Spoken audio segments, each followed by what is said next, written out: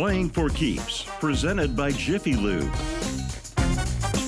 With the voice, Milt Thompson. Delivering the best of sports programming. Interviews with top celebrities. And the answer to the question, where are they now? And now, Milt Thompson, Playing for Keeps.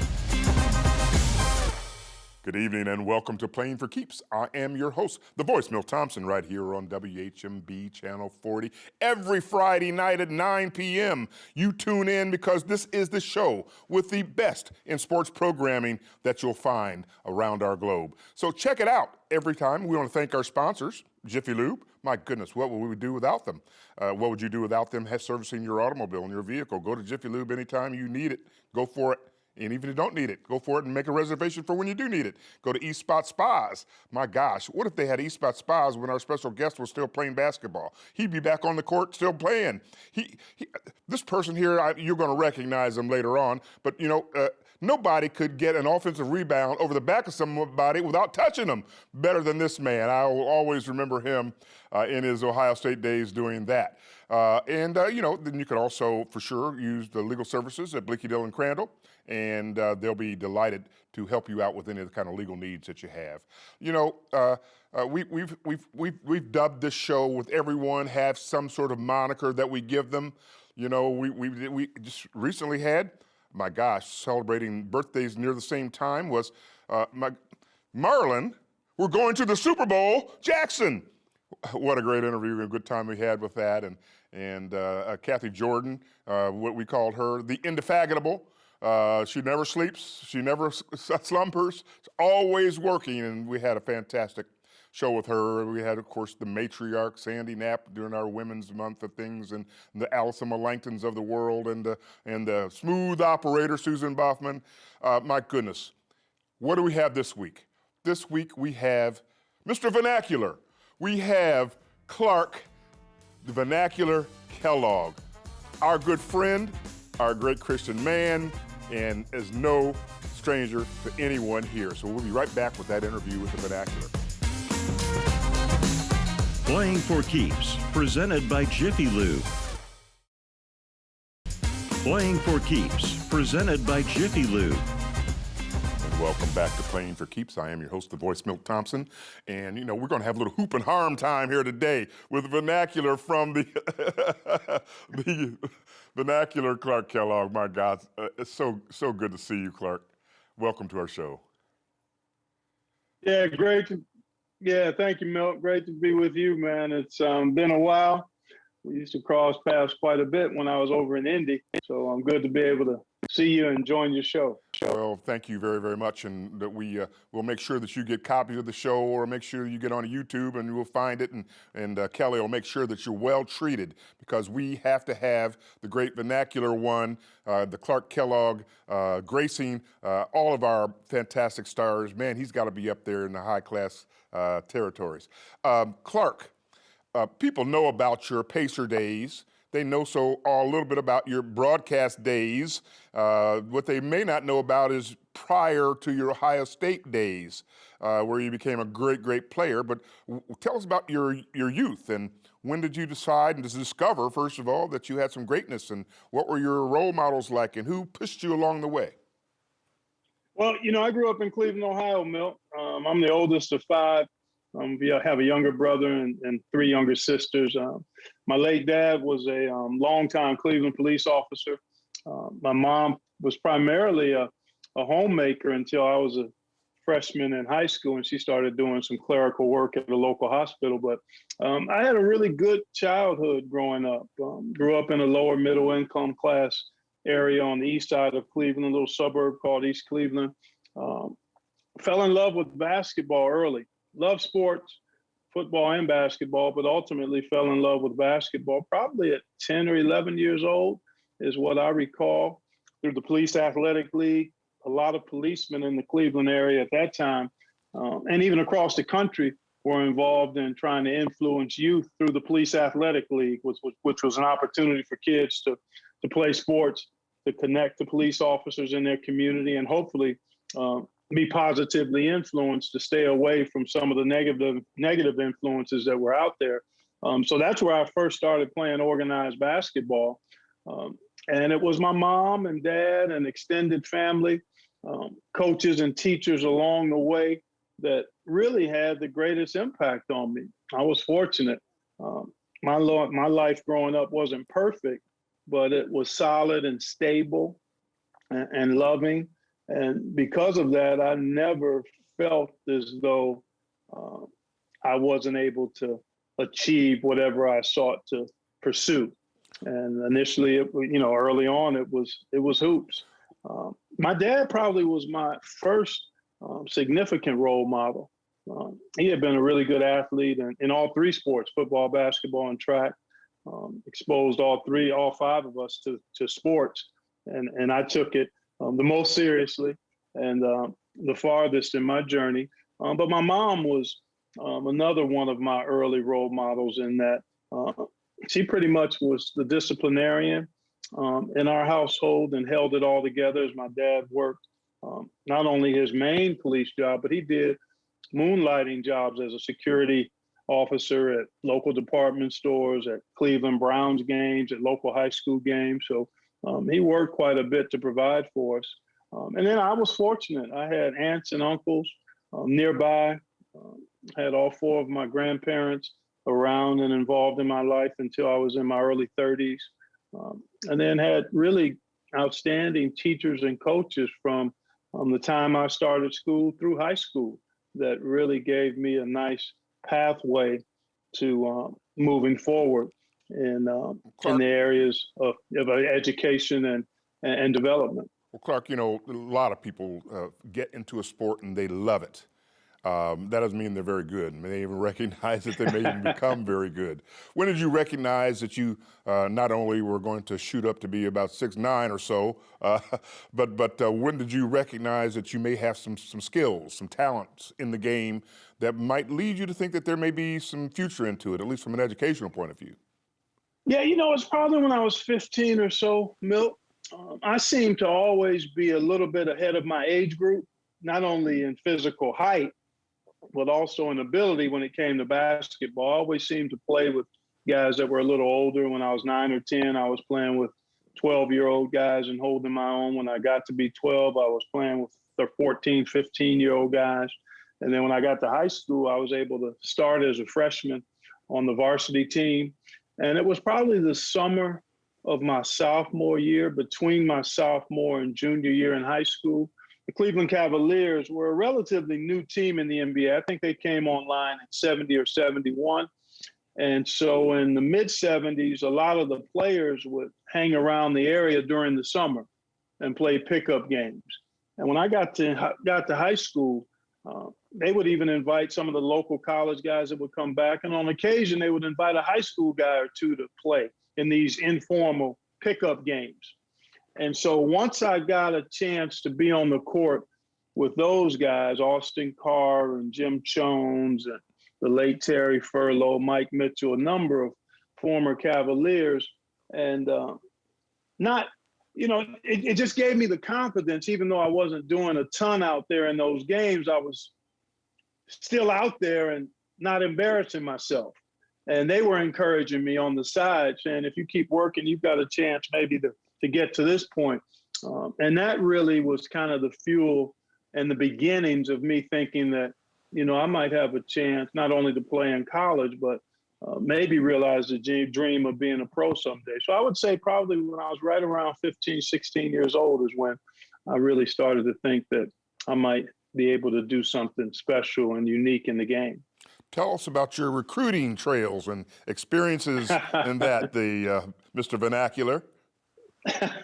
Well, I was touted pretty highly as a senior in high school, considered one of the top prospects in the country, pretty much consensus top 5 player. If it was today, I would have been clearly a 5-star recruit coming out of high school in 1979. And the recruiting started my junior year.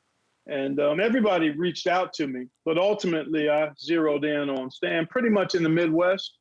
I ended up visiting Ohio State, Michigan, Kentucky, and Notre Dame. I grew up in Cleveland, went to St. Joseph High School in Cleveland. And we had a pretty good athletic tradition with some other former alums going on to play college. Bob Golick went on to be an outstanding NFL player. There were a couple of other guys before me that had been able to go and earn scholarships to college. And so those were the four schools that I zeroed in on and took visits and seriously considered. But I knew I didn't want to go too far away from home. I knew my dad would want to be at my games. I wanted to still be really reasonably close to family. And those were all really good schools and also had good basketball programs and played in good, well, you're talking the Big Ten, the SEC. And I think at that time, Notre Dame was independent, if I'm not mistaken. Correct. But those were all quality schools, and ended up landing at Ohio State. Came down to Ohio State and Michigan. All of the coaches and institutions offered an awful lot, but being an Ohio kid and having the potential, well, having Ohio guys that I would be playing with recruit me, Herb Williams, Calvin Ramsey, Jim Smith, Carter Scott, they were all Ohio guys. To be able to maybe fit in and participate and join them was really appealing. And then the power of Ohio State's brand. I didn't understand it at 17, 18 years old, but a lot of folks tried to impress that upon me in the state school, having as many alumni as Ohio State did, the reputation it had. So all of that, plus the teammates that I was going to have a chance to play with, ultimately convinced me that Ohio State would be the best place for me to go. And I earned my scholarship and accepted it there in 1979. Who's list of teammates and folks that came down there to play with. So if you're going to really excel, you really have to excel. You have to push them as they push you onto heights that just aren't typically known. But in the Big Ten itself is a rugged conference, known as a rugged conference. You were a rugged ball player with skill. Tell us about your college experience playing hoops. Yeah, in the Big Ten at that time, and it's always been a terrific conference, well before I got there in the late 70s. And it has had a great tradition and history even beyond then. But, man, during that time, every team was stacked with one or two NBA caliber players from the top of the league, which was Indiana and us and Minnesota, Illinois to a certain degree at that time. Michigan was kind of middle of the road during the time I was there, but the conference overall, Purdue had a really good basketball team the years that I was in college.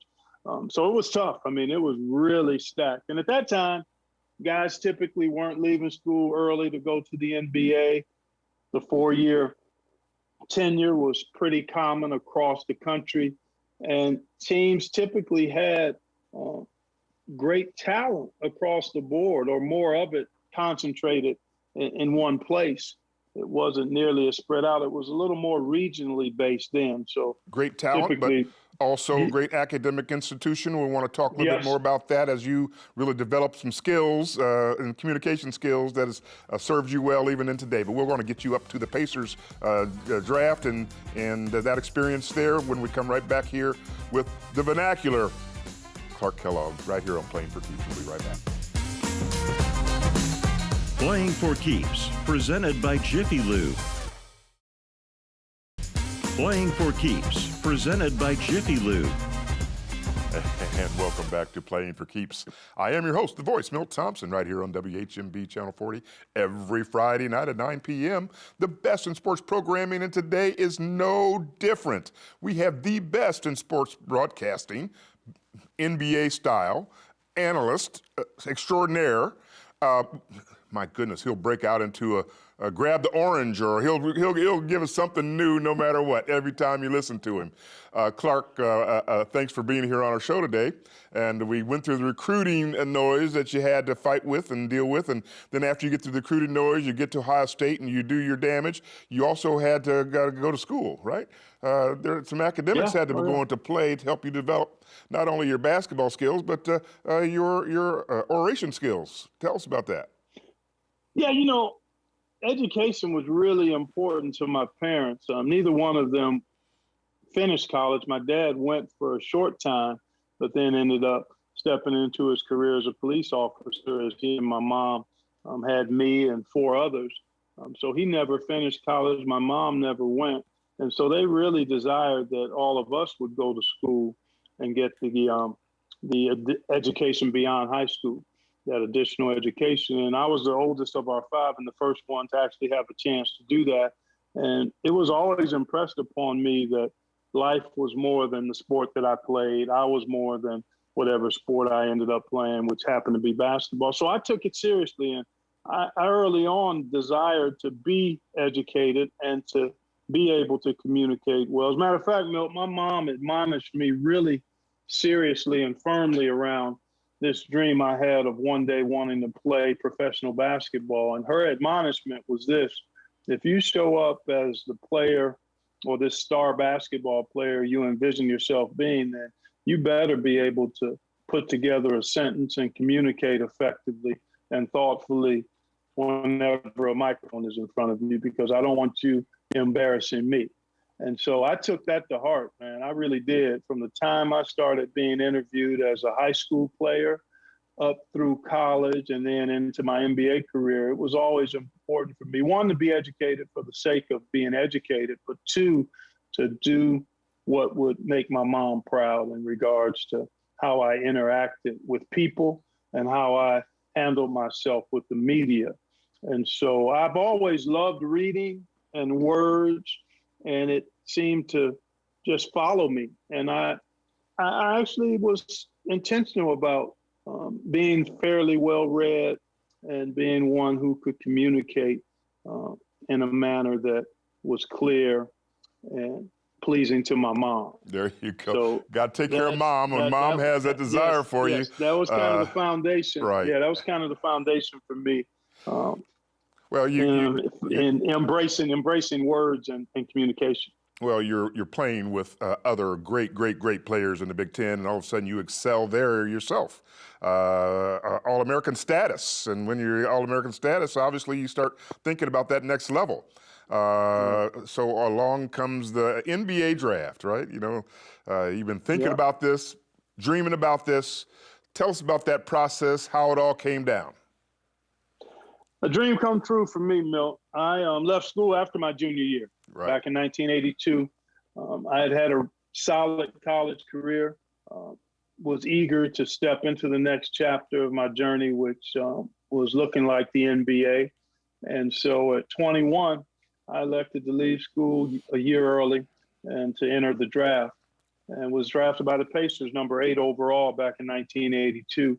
But leading up to the draft, being interviewed by a few teams that were drafting in the top 10, that was an interesting process to go and visit with coaches and general managers and have them try to get to know you in a short period of time. Some of the things that were said as the draft is approaching in terms of where you might end up going and who was really interested in you, that was all pretty interesting. I had actually dated the lady that would become my wife the 3 years I was in college, Rosie. And so her and I, my mom and dad, headed to New York, were invited to New York to be at Madison Square Garden in the Felt Forum for the draft. It's not the big production that it is now, but it's still, for that time period, was quite special and exciting. And so it was it was surreal and it was exciting. It was a little bit unnerving because you're kind of waiting to see what's going to happen, but it was more exciting than anything because I felt like I had done enough to prove that I was worthy of a top pick when I got drafted by the Pacers. Quite excited. And then, I mean, that's Big Ten country with Indiana and Purdue, not too far from Columbus. I mean, I didn't know much more about Indianapolis than that, but it was a good fit. And then I was a former teammate of mine in Indianapolis already, Herb Williams. Right. And so having a former teammate, a good friend already in the NBA to help break me in when I got to Indy was really, really a positive development for me. He kind of showed me the ropes of being a pro and introduced me to Indy in a way that gave me a chance to have a good, solid start to my playing career. You know, right around those times, of course, Purdue was in the 1980 Final Four, and IU in '81. They put a banner up, and so everyone said, well, now we're the Pacers. Who's this Clark Kellogg guy? Well, we said, well, he's the great vernacular Clark Kellogg. You exploded on the scenes in the NBA. You were a dominant rookie and became a very, very dominant player later on there with the Pacers. Tell us a little bit about that. Yeah, my rookie year, obviously, everything was new, but I was excited and proved to be a player that had a promising future. Started right away as a Pacer and produced numbers that few rookies do in their first year. Averaged over 20, just at 20 points a game and a little over 10 rebounds a game. And was really on my way to a promising career. Posted good numbers. That was a period of transition and difficulty for the Pacers franchise. Right. We're rumored to be possibly moving. The Simons, Mel, and Herb stepped in 1984, my third year, to buy the team and give it a really solid, great foundation. And just as that happened, I had the first of three knee surgeries that ultimately would cut my playing career short in August of '87. So I never really had a chance to develop fully as a player in terms of what I might have been able to be. You're in our Hall of Fame on the court, but you took all that skill and all that education that you did for your mom, you turned it into the broadcast booth. People know you very, very well from there, Mr. Vernacular, doing Final Fours all the time, and then you're doing other broadcasting. Tell us about that part of your career, and what do you want to leave with our audiences in terms of the makeup of Clark Kellogg? Yeah, Mel, when I had to retire at 26, after starting my playing career at 21, I still had a lot of basketball in me. I mean, it really was what had consumed my life and what I knew best, even though I did eventually go back and get my marketing degree from Ohio State in '96, had spent some time in business in small ways, but basketball had been the core and focus and center of my life on the court.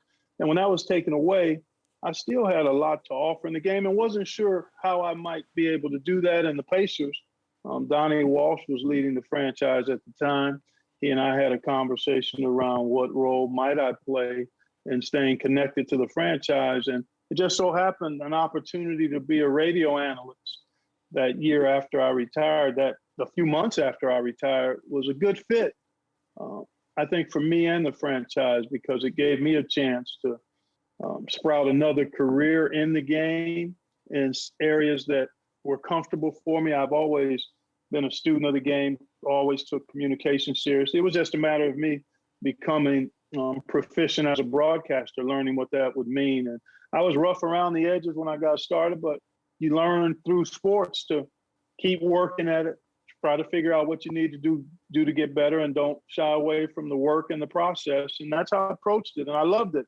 I love the challenge of it and the fun of it and being around the game. And one thing led to another, from Pacers radio to Pacers TV to local college games on television in Cleveland, to regional cable games, to ESPN, and then ultimately to CBS, where I've been since 1997, either calling the games courtside or in the studio, covering college hoops and March Madness. I would submit that rust around the edges was shaken and shaken off, because the great vernacular Clark Kellogg is superior in his line of work, and we want to thank him so very, very much for coming on our show. It's good to get caught back up with you. Thank you so much, Clark. Have a great day. Thank you, Mel. Appreciate it. Great to be with you. Come back here next week for another version of Playing for Keeps.